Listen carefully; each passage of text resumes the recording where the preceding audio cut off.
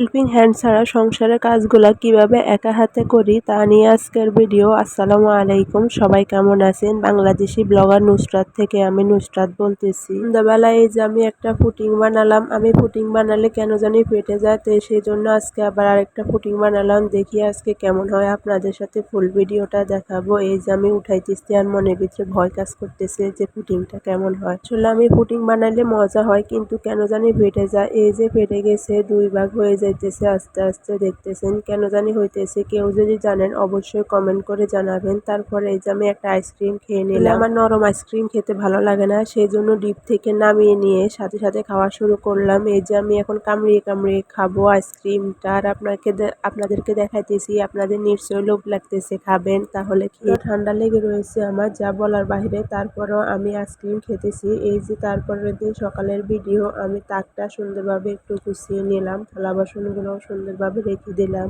যে আপনাদের ভাইয়া আমার জন্য টাকা রেখে গেছে। আসলে আজকে আমি ঘুমেছিলাম, সেই জন্য আমার হাতে দিয়ে যেতে পারে নাই। এই যে আমি এই গ্লাসগুলোও সুন্দরভাবে গুছিয়ে নিতেছি। কি ভিডিও করব, কোনো কিছুই ভালো লাগতেছে না অসুস্থতার কারণে। তো ইউটিউবে ভিডিও দিতে হবে, সেজন্য টুকটাক ভিডিও করতেছি। সংসারের টুকটাক যে কাজগুলো করতেছি, আসলে বাচ্চা কাচ্চা নিয়ে কাজ করা মহা আকারে মুশকিল হয়ে যায়। তো মেয়েকে কতক্ষণ চুপ করে বসিয়ে রাখতে পারলো, ছোটটাকে তো পারি না। সে এদিকে চলে যায়, ওইদিকে চলে যায়, এটা টান দেয়, ওইটা টান দেয়। ওদের দুইজনের প্যারায় আমি পাগল হয়ে যাইতেছি। যে আমার ল্যাপটপটা দেখতেছেন, এটা ডিসপ্লে চলে গেছে। আসলে আমি তাকের উপরে রেখেছিলাম, আমার ছোট মেয়ে তাকটা কেমন জানি লড়াইছে, আর আমার ল্যাপটপটা পড়ে গেছে, সাথে সাথে ডিসপ্লে চলে গেছে। মন খারাপ। অন্য কেউ হলে তো বকাবকি করতাম, কিন্তু নিজের সন্তান কিভাবে বকাবকি করি, সেজন্য ফ্রিজের উপরে রেখে দিলাম। এটা ঠিক করাতে প্রায় 4,000 টাকা লাগবে। আসলে একটু ভালো লাগতেছে না ভয়েস দেওয়ার জন্য, তারপরও সকালে আমার ভিডিওটা দিতে হবে, সেজন্য এখন সন্ধ্যাবেলা বসে বসে ভয়েস দিতেছি। আপনাদের ভাইয়া আর আমার মেয়ে বের হয়েছে, বাবা মেয়ে ঘুরতে বের হয়েছে, আমাকে বলছে অবশ্যই বের হওয়ার জন্য। আমি বের হই নাই, আর আমি বসে বসে মোবাইল দেখতেছি। তার মাঝে ভাবলাম যে আমার তো ভিডিও রেডি করা নাই, সেই জন্য ভিডিওটাও রেডি করতেছি। ছোট মেয়ে জ্বালায় তো কোনো কাজই করতে পারি না। দুইটা বাচ্চা আমাকে এমন জ্বালায়, এই পানি ফেলে দেয়, এই খাবার ফেলে দেয়, এই বমি করে দেয়, ওইটা করে, পাগল হয়ে যেতেছি আমি। বড়টা কম জ্বালায়, কিন্তু ছোটটা প্রচুর আকারে জ্বালায়। ও অসুস্থ, ও সারাক্ষণ কি বমি করতেছে জানি না কেন। তারপরে ওকে ঘুম পাড়িয়ে দিয়ে এই যে আমি সংসারে টুকটাক কাজ করে নিতেছি। তো ঢাকায় আমি একা থাকি, সেজন্য সংসারের কাজগুলো আমাকে একা হাতে করতে হয়। জানি না বয়সটা কেমন আসবে, এতটা গলা ব্যথা করতেছে কিছু। যে এখানে আপনাদের ভাইয়া অনেকগুলো ডিম নিয়ে আসলো, আমি ফ্রিজে রেখে দিলাম। তারপর ছোট মেয়ের জন্য একটা ডিম সিদ্ধ দিলাম।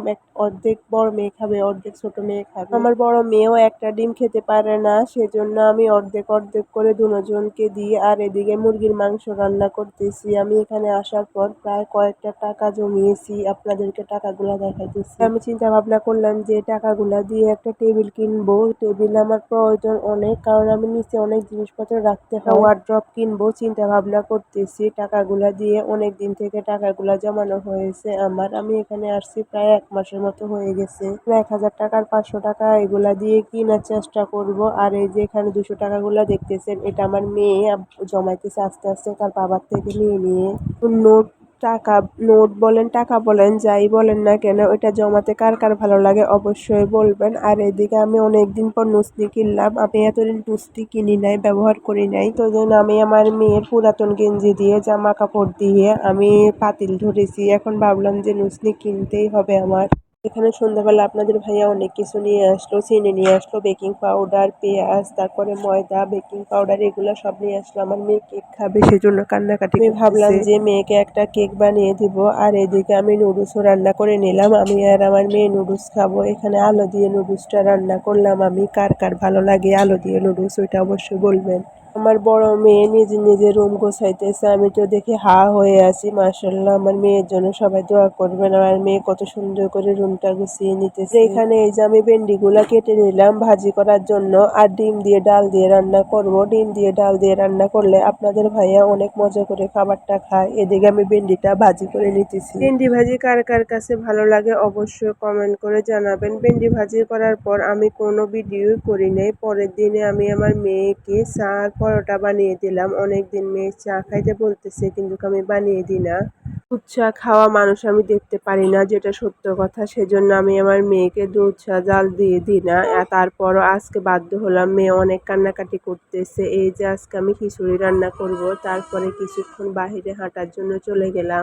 এখানে আসার পর আমার বাহিরে যাওয়া হয়ই না। আর এখানে চারদিকে শুধু বিল্ডিং আর বিল্ডিং, কোনো ভিডিও করতে পারি না, বের হইতে মন চায় না। তার উপর অঝরে বৃষ্টি হইতেছে আজ কয়েকদিন থেকে। আমি আপনাদের ভাইয়া জুতা পরে বাহিরে হাঁটার জন্য চলে আসছি। আমার কোলে আমার ছোট মেয়ে আছে, বড় মেয়ে ঘুমাইতেছে, সেই জন্য বড় মেয়ের ভিডিও করতে পারি নাই। ওইদিকে দেখতেছি একটা ভাইয়া বা আফুরা যাই হোক না কেন কি সুন্দর ফুল গাছ লাগিয়েছে। তবে ফুল গাছটা এত সুন্দর লাগতেছে কি বলবো, সেজন্য আমি ঝুম করে ভিডিওটা করলাম। আমার কাছে অনেক ভালো লাগলো, সেজন্য এর জন্য ভিডিওটা আমি করে নিলাম। তারপরে আমি খিচুড়িটাও রান্না করে নিলাম। না কি বয়স দিতেছি নিজেও জানি না, মুখের মধ্যে যেন আজ কয়েকদিন থেকে কথাগুলা কেমন বেজে বেজে যাইতেছে, আটকে আটকে যাইতেছে অসুস্থতার কারণে। আমি অনেক শুকাই গেছি এই অসুস্থতার কারণে।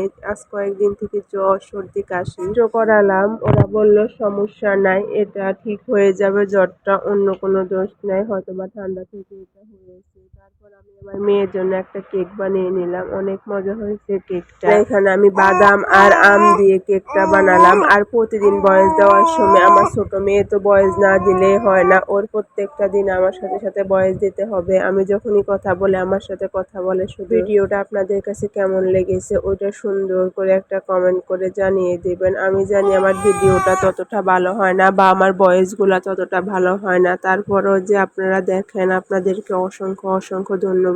ভিডিও করার পর আমি আর কোনো ভিডিও করি না, বলছি না অসুস্থতার কারণে কোনো ভিডিও করতে পারতেছি না। তার পরের দিন আপনাদের ভাইয়া গরুর মাংস নিয়ে আসলো 2 কেজি। তারপর আমি কিছুটা রান্না করব আর কিছুটা ফ্রিজে রেখে দিব। 2 কেজি তো আর একসাথে খাওয়া যাবে না।